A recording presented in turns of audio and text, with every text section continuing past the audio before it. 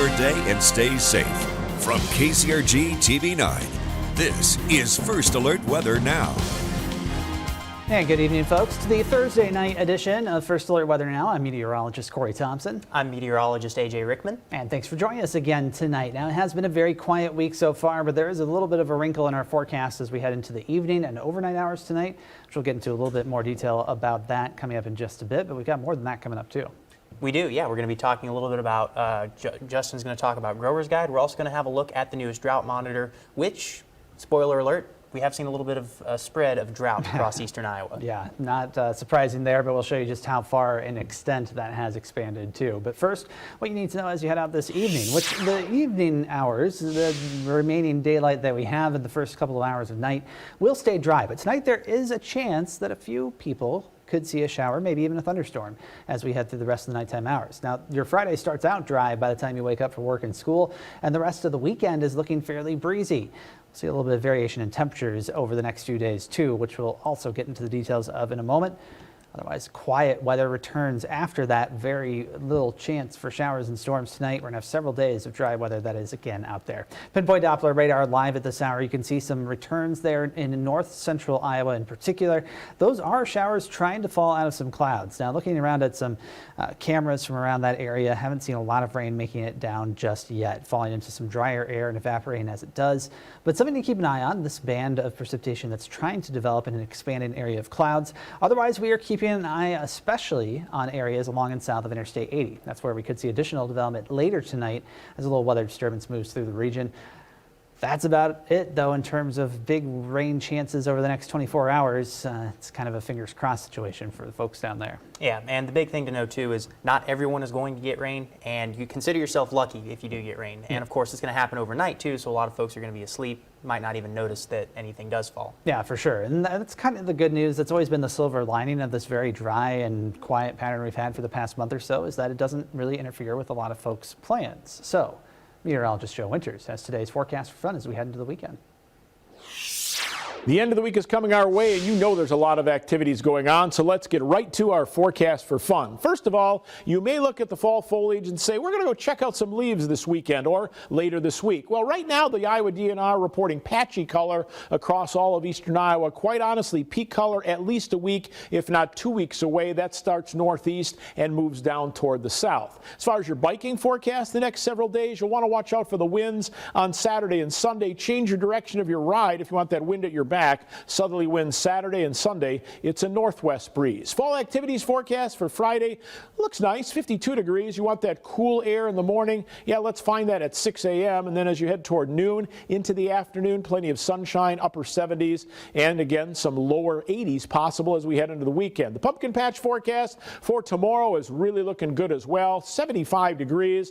No chance of rain at the pumpkin patch as it opens up around 9 o'clock. Don't forget on Friday we have the chocolate walk and shop in Marion. 70s down to the 60s. You can visit the stores, savor a sweet treat. East winds will be with us at 10 to 20. As we look at beers in the barnyard, that happens tonight. Temperatures in the 70s down to the 60s. Live music, wine, beer sampling, picnic meal, bonfire should be a great time at Old McDonald's Farm. And of course, we've got to remember our Friday Night Lights game of the week. KCRG 9.2 coverage begins at 7:30. Benton takes on Solon, 68 at kickoff, 61 in the fourth quarter. That once again is your forecast for fun. Now, your First Alert forecast with meteorologist Rickman.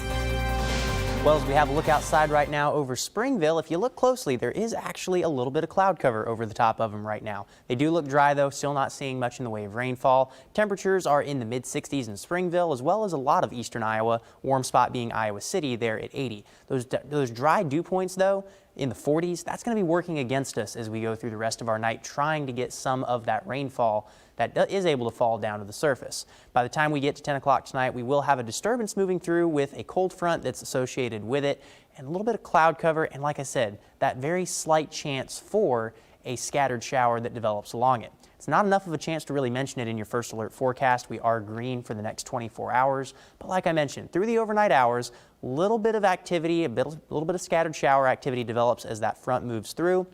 A lot of this doesn't reach the ground because, again, the air is going to be very dry. As that rain falls, it will be evaporating. A lot of it evaporates before hitting the ground. By the time we get to 3 a.m. Friday, any rain that is able to hit the ground is going to be working its way to the southeast. Areas along and south of I-80 have that best chance for seeing any rain that does reach the ground. Again, those amounts that do hit the ground are going to be scattered, light. Not everyone is going to get rain from this. A lot of areas will continue to keep their dry streak going as we go into 8 a.m. Friday. That rain is moving south out of our area. And the rest of the day Friday is, you guessed it, dry. Will be mostly sunny through the day. Winds are out of the east, a little bit breezy at times. And then as we get into Friday evening, maybe a little bit of cloud cover working its way north as we get into the early morning hours of Saturday. But there's not going to be any rain with it. By the time we get 9 a.m. Saturday, you'll notice a bit of a breeze kicking up out of the south and then those clouds moving off to the east. Overnight tonight, our lows drop into the mid to upper 40s in the far northern counties. Elsewhere, we're in the mid 50s. And then again, that slight chance for some showers, better chance the farther south you are. As we have a look at tomorrow, it's going to be nice, a little bit warmer than average still. 71 in Decorah, Prairie du Chien, and Fayette are going to be your cool spots. Middle and upper 70s as you go farther south. And again, plenty of sunshine and that breeze out of the east. It's out of the east on Friday and then a little bit northeast as well. Kicks up during the afternoon, gusts potentially to 25, and then Saturday and Sunday are both going to be quite windy as well. Southerly winds on Saturday warm us up quite a bit. By Sunday, we drop and cool down to 75 because those winds are going to be switching around to the north. Still quite breezy though as we go through the weekend.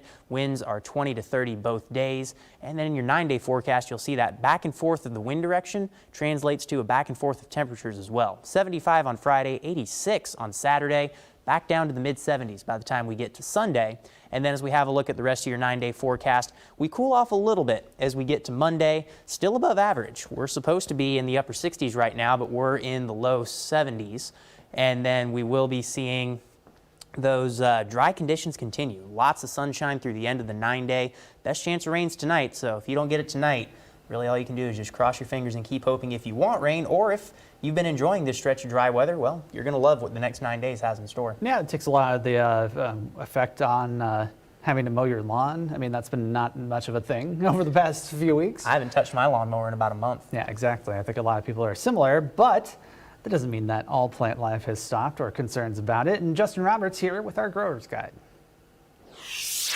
We are now 3 days into October, and Iowa farmers already harvesting or just getting started. The latest crop report shows that, well, so far we've had a few days, number of days suitable for field work, about 6.5 at this point. But it's really kind of a tale of two stories, if you will, from the are the conditions ready to are things too dry. Let's start with soybeans, and 27% of the soybean crop around Iowa has been harvested thus far. That's 3 days ahead of schedule. Now, mind you, this takes us through the last few weeks of September. We'll be getting some new October numbers by the time we get together next week. Corn right now, 11% of that corn grain has been harvested, 3 days behind where it was last year in 2023. But let's talk about the weather a little bit. And your harvest forecast, at least today, was a very mild day. Tomorrow, we're going to be in the mid-70s, lower 80s for Saturday. And all along, we've had these very strong fire weather conditions. You'll notice the outdoor burn ban still in effect for a good chunk of our viewing area from Winneshiek County over towards Howard, Chickasaw, and Floyd County, and Delaware County as well. Here was the drought map from last week. This was updated as of 7:30 this morning, where you saw some dry conditions across north and east Iowa. Notice how much it expanded with that lack of moisture that we've had. It has not rained in a month, and we're not expecting any big rains. Here's how the numbers stack up. Right now, we're about 2,300ths behind normal in Cedar Rapids. Dubuque, the same. Iowa City, 0.2 of an inch below normal. And Waterloo, 2,300ths as well. Rainfall forecast next 7 days, very minuscule. This takes into account maybe a stray shower or two tonight and Saturday, but very minuscule when it comes to moisture. October winds, we were a little breezy as we started the week and started the month. 34-mile-an-hour winds on Monday and Tuesday. The winds died down yesterday. They'll pick up a little bit more as we head through the weekend. Low temperatures close to normal for us, which has been surprisingly compared to where we've been with that mild weather. And speaking of that mild weather, take a look.